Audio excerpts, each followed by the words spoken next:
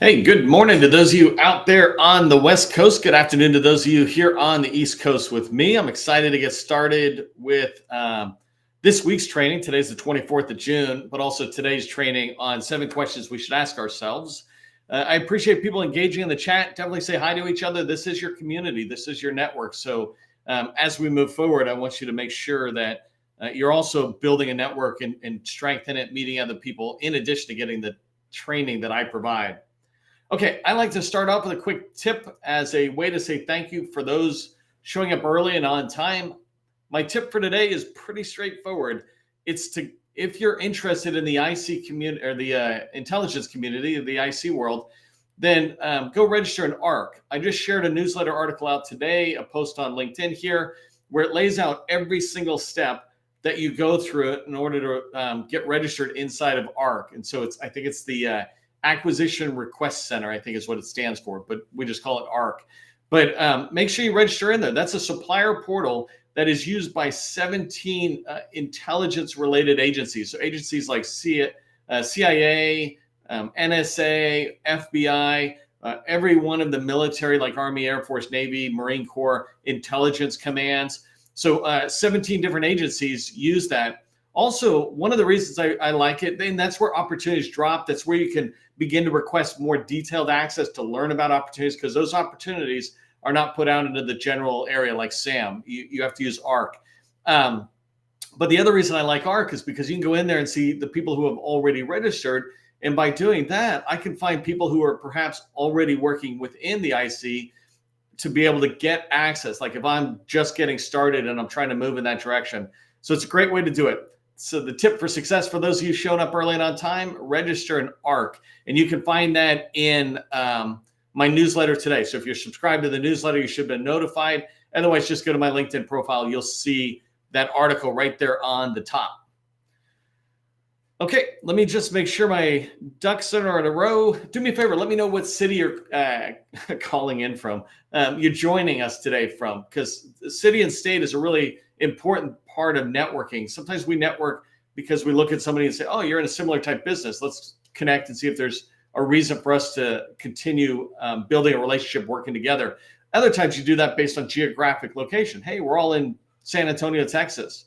Let's go ahead and connect. So let people know where you're coming from. You want to let us know, let me know and let others know what city and state you're coming from, what your core competency is. Just 2 or 3 words. Don't make it hard and don't make me have to read a lot. But 2 or 3 words, I begin to sit there and say, oh, there's Shonda. She's in Raleigh, North Carolina. And Shonda, you're on YouTube. It's funny I pick a YouTuber. Come on, join us in LinkedIn, because in LinkedIn is where we can really build a connection. It's where you can meet federal buyers. Okay, let me get rocking and rolling into the training.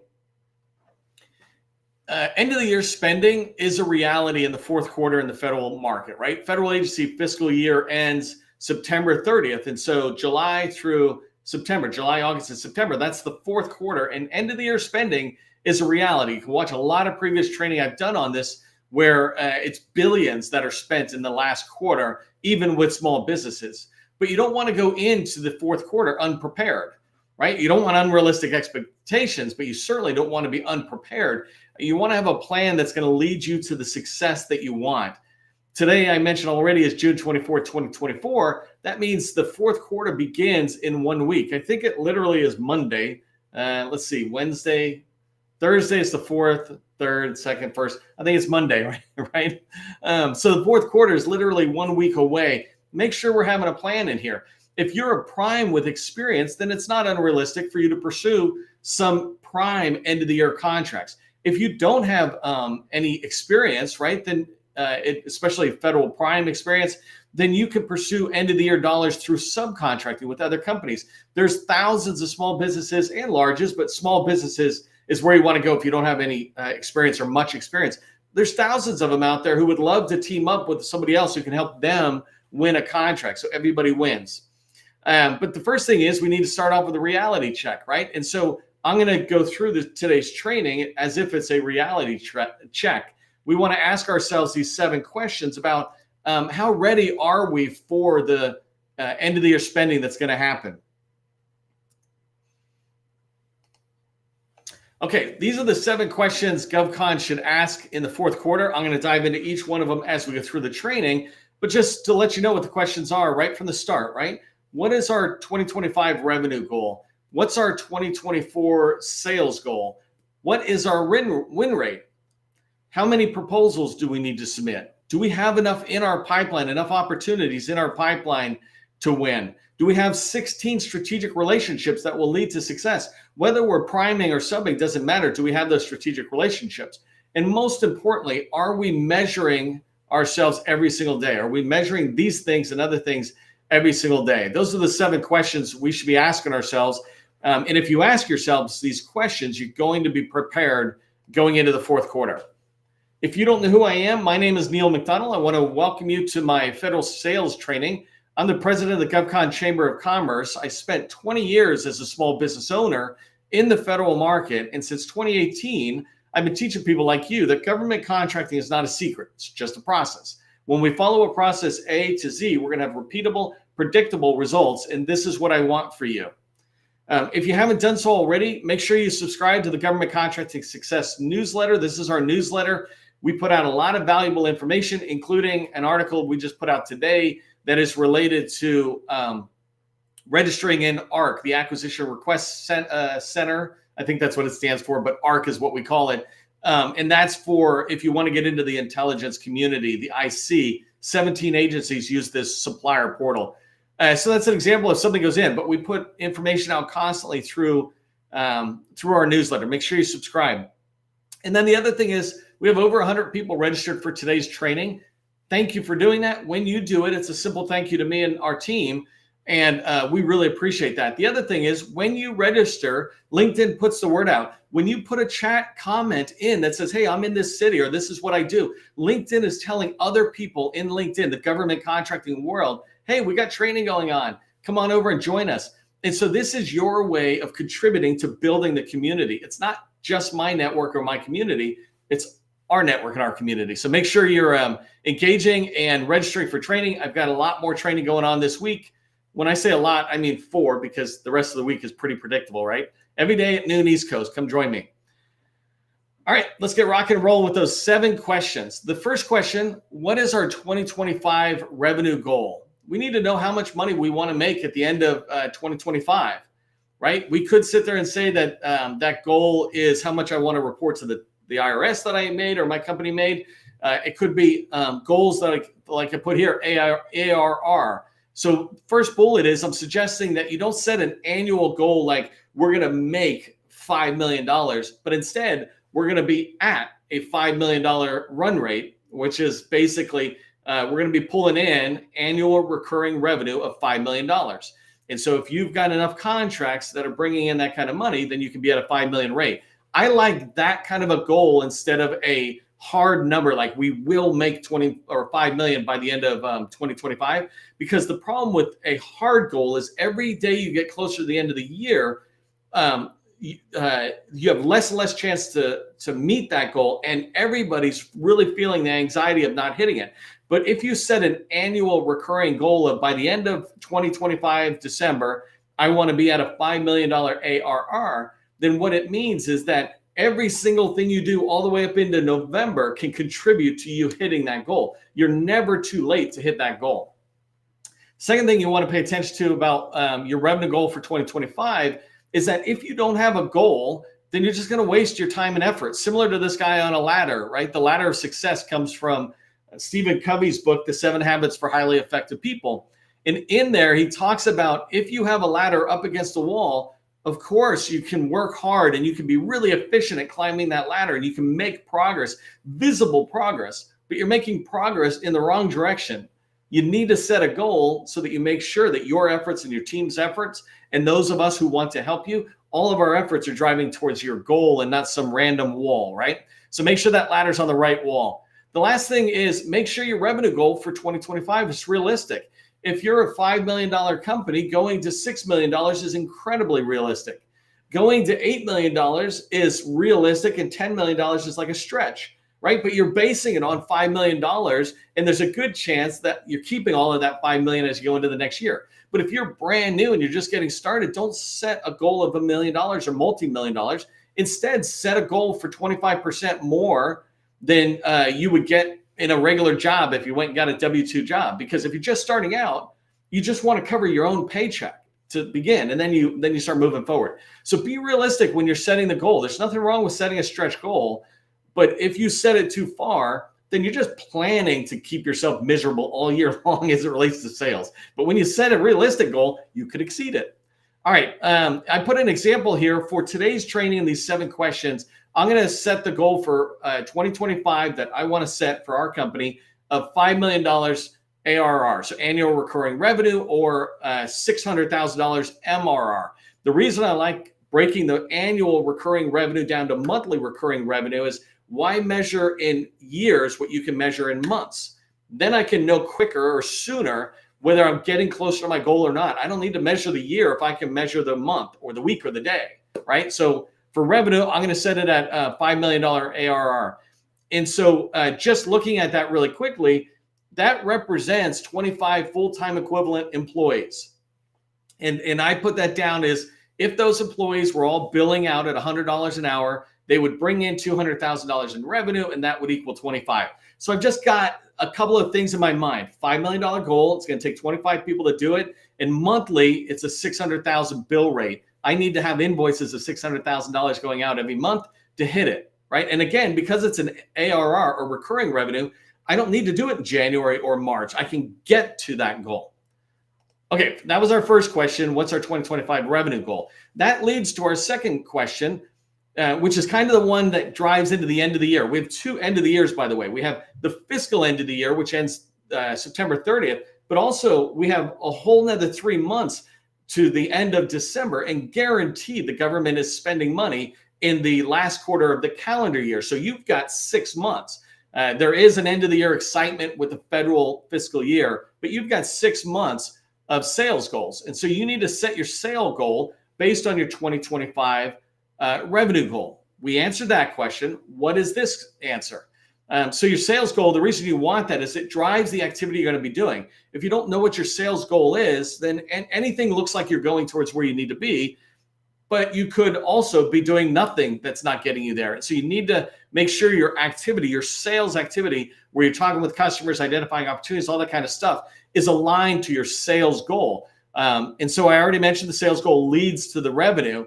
And what I'm using for today is, I'm a service-based business. That's what I've always been. So I always basically had 5-year period of performances. I'm using that as my example today. You use whatever is normal for you. But my sale goal, because normal contracts that I get will be 5 years, my sale goal can't be a 1-year number. It's got to be a 5-year number. And what I mean by that, if you look at the example, is if my revenue goal for 2025 is 5 million, then my sales goal is 5 years times that revenue goal. So 2025, 5 million, 25 million is that 5. So now I know my sales goal is 25 million. I need to bring in $25 million, and I expect it to spread out all the way through 2030 or whatever year that would be out. Okay, the third question. So we got our revenue goal and our sales goal. The next question we need to be asking ourselves as we go into the end of the fiscal year here is, what's our win rate? How many times are we winning compared to what we're submitting? So an example is, first thing you want to ask yourself when you're determining what's your win rate is, how many proposals did we send in the last 12 months, right? Just use any period you want, but 12 months is a good window. We submitted 10 proposals in the last 12 months, in the last year. How many won? We won 5 of those. Well, that means our win rate is 50%, or 1 out of every 2. If we submitted 10 proposals to the government and we won 5 of them, 1 out of every 2 is winning, or 50%. And so if we win 1 out of 10, which is important to know, then we have a 10% win rate. Here, my example is we have a 25% win rate. When there's no data, I always say just go with 25%, because it doesn't matter at this point. Your data will begin to add up and give you more accurate information. But 1 out of every 4 proposals, everybody should be winning. If you're not there, that's fine, but that's where you need to get to. That's where we want to get, is 1 out of every 4 opportunities at least is winning. I was looking at Booz Allen's financial report to its investors this morning, and I noticed that they were talking about they have a 63% win rate on new opportunities. And I thought that was amazing. But one of the things you need to keep in mind is much of what they go after is on contract vehicles that they have already won. So they're not going in blind. I'd love to see that percentage number if they went into random agencies they've never been in before. But still phenomenal. 63% win rate is a really good win rate. So, okay, so you need to know what your win rate is, because this will tell us how much work we need to do. That leads us to this next question, the fourth one. How many proposals do we need to submit? If our revenue goal is 5 million, our sales goal is 25 million, and our win rate is 25%, then how many proposals do we need to submit? Obviously, we need to submit 4 times as many opportunities as we need to win. So here, I put down a couple of things I just want you to remember. Today's training is not in-depth on the numbers. Today's training is just to give you 7 questions you and your team should be asking yourselves, right? And if you're a team of 1, sit down, look in the mirror, and ask yourself these questions. How many proposals do we need to submit? So the first thing I put here is you want to get to this point where you're submitting a proposal every 2 weeks. And I love saying statements like that, because sometimes people come along and they'll say all these one-offs. Never worry about the depends answer. If somebody asks a question and the answer begins with depends, it's like, come on, just pick what I call the happy path, the normal answer, and then let the exceptions happen as they happen. But every 2 weeks, you should be getting a proposal out. That's only 26 proposals a year. I'm saying you should write 40 proposals, so you actually need to increase it. And you can do this if you're brand new. It might take you a little bit of time, and you will do it all with subcontracts under somebody else, right? But you can do this, and I'll talk about it in the next slide on how, or in 2 slides. But anyways, the idea is if you're getting a proposal out every 2 weeks, that's a really good clip. And if I was worried about, the workload or whether I can write it, then 1 proposal is as a prime contractor where you're trying to win it, and 1 proposal is as a subcontractor where somebody else has the lead. This is totally doable, right? And I have whole trainings on how do you do that? How do you begin to line it up? The most important thing you got to keep in your mind, though, is you want to be writing proposals that you can win, which means you're writing to your sweet spot, your core competency, which I hope you put into the chat and let us all know what it is. So how many proposals you need to submit is based on that 25% win rate. And that's what I put here. Actually, then I changed it all up. Here, I'm using the example of 10% win rate. Sorry. I think it's because the math is easier for me than 25%. But if my sales goal is 25 million, right? Remember, I want to make a revenue goal of 5 million in 2025. So a sales goal in this year of 25 million. That means, and I have a win rate of 10%. That means I basically need 10 times that. So $250 million in what's called total contract value, or TCV. And that total contract value is the 5-year period of performance. If I submit $250 million in total contract value to the government at a 10% win rate, then my expectation is I'm going to win 1 out of 10 of those.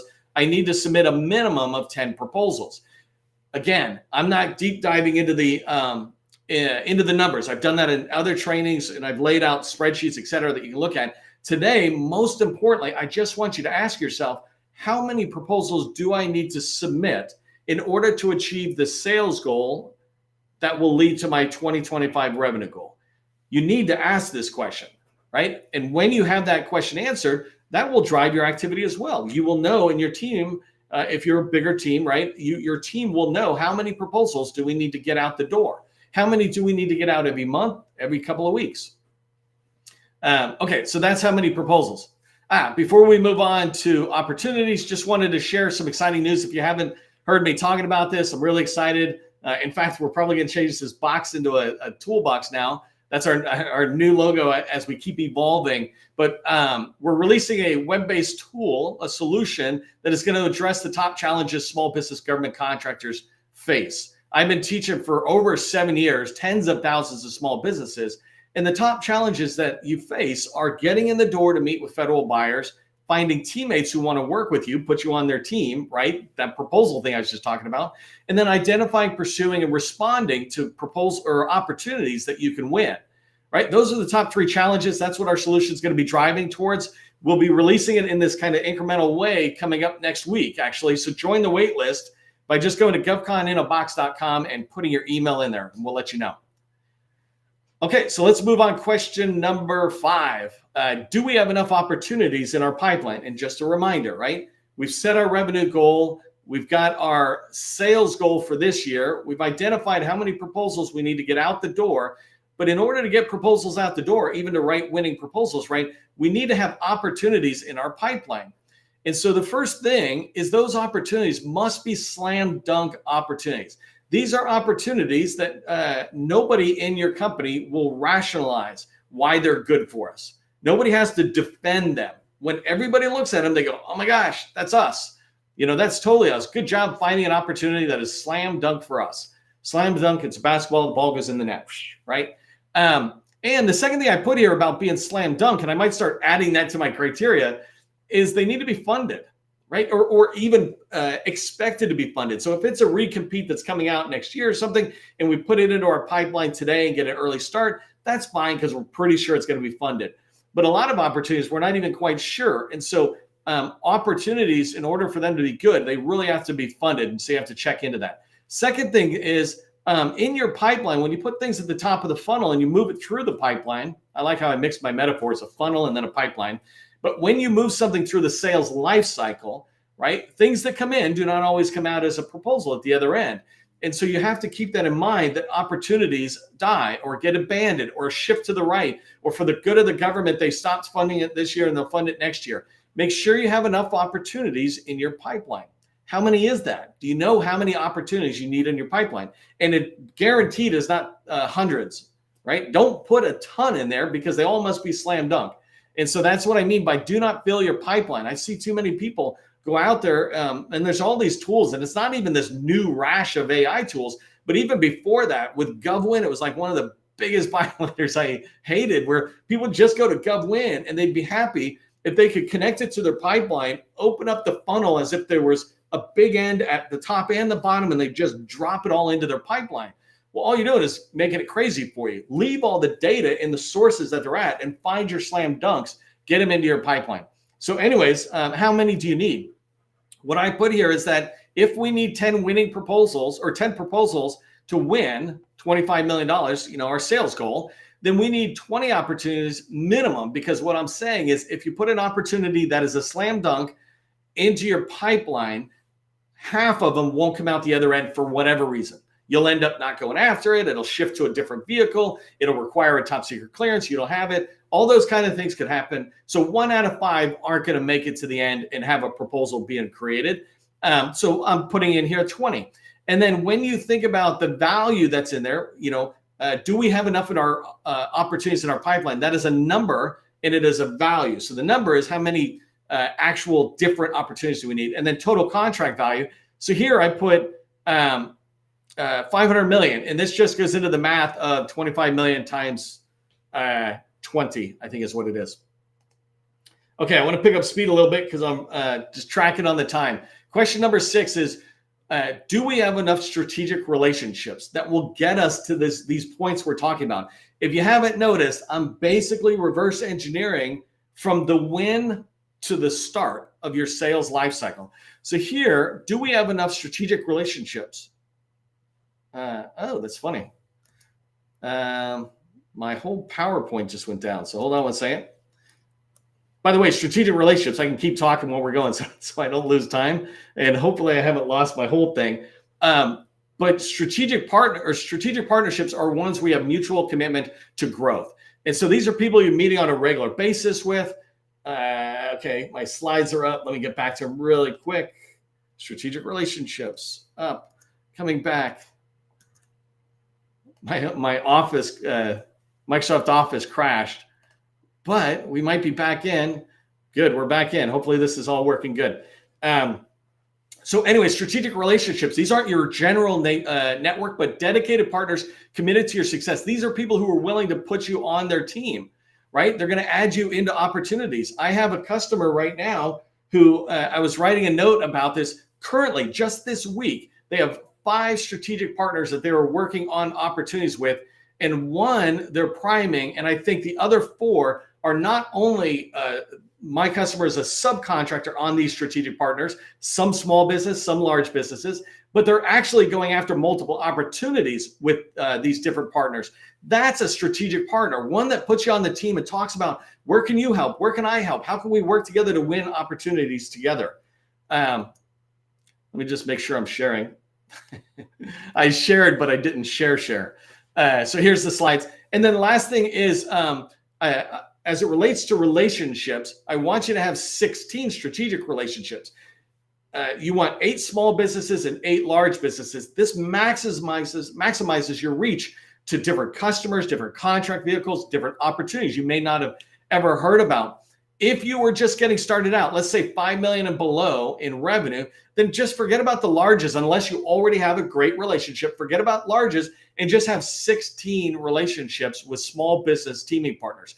And ideally, you try to get all 16 who are doing business in your target agency. For example, I have a customer who's trying to get into the Army. We want to make sure they have 16 strategic relationships, one at a time. You build it up and you make sure this one's good. And then you build the next one, you build the next one. It does not take a lot of time to maintain a strategic business relationship.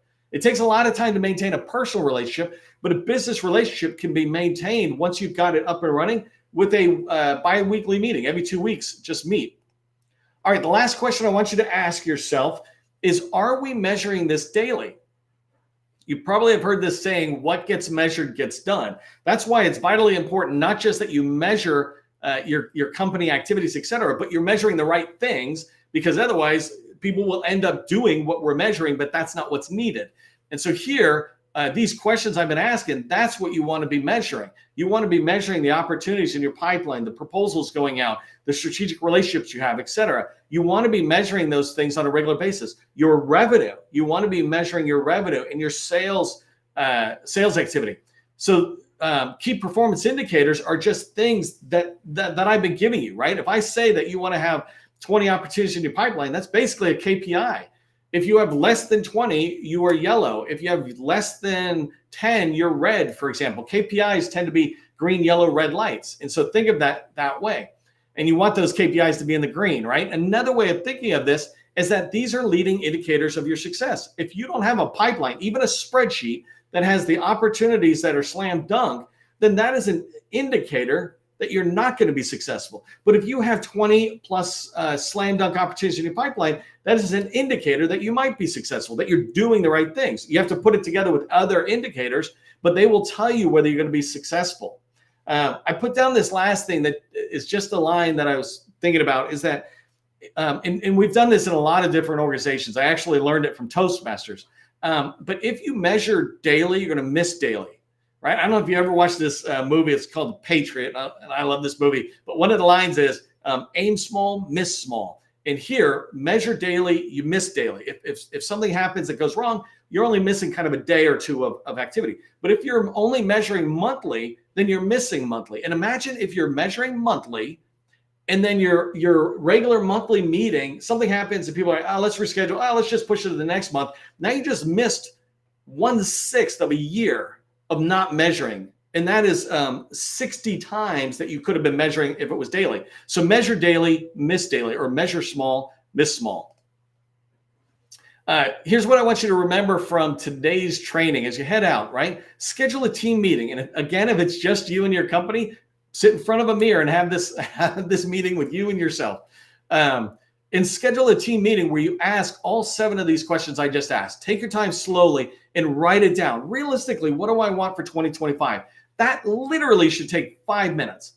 Anything more than that is just debating. Should it be 5 million or 6 million? Who cares? Just pick a number that is a realistic number and you're good to go. And it's the same thing as you go down. This should not take a long time. 1 hour and you can almost forecast or create a strategy for the next 12 months, right? And so ask all 7 questions and then ask yourself these questions daily until you're locked. You're like, oh, the revenue that we set for 2025, there is no more wavering. We've set it. Good. Don't ask that question again. And then the next one and the next one. When you ask yourself these questions until they're locked down, then everybody, whether it's you by yourself or with 5 people or 10 people, you all are swimming in the right direction and you're going to go towards the success that you want. Hey, a reminder, if you want to hear about our GovCon in a Box tool that we're rolling out, web-based tool to help you, small business, government contractors, just go to govconinabox.com, register for the wait list. And the last thing is make sure you subscribe to the newsletter so that you can keep hearing the information that we put out. We got a lot of good stuff coming this week. For all of us, just remember, government contracting, it is not a secret. It's just a process. I will see you in the next training.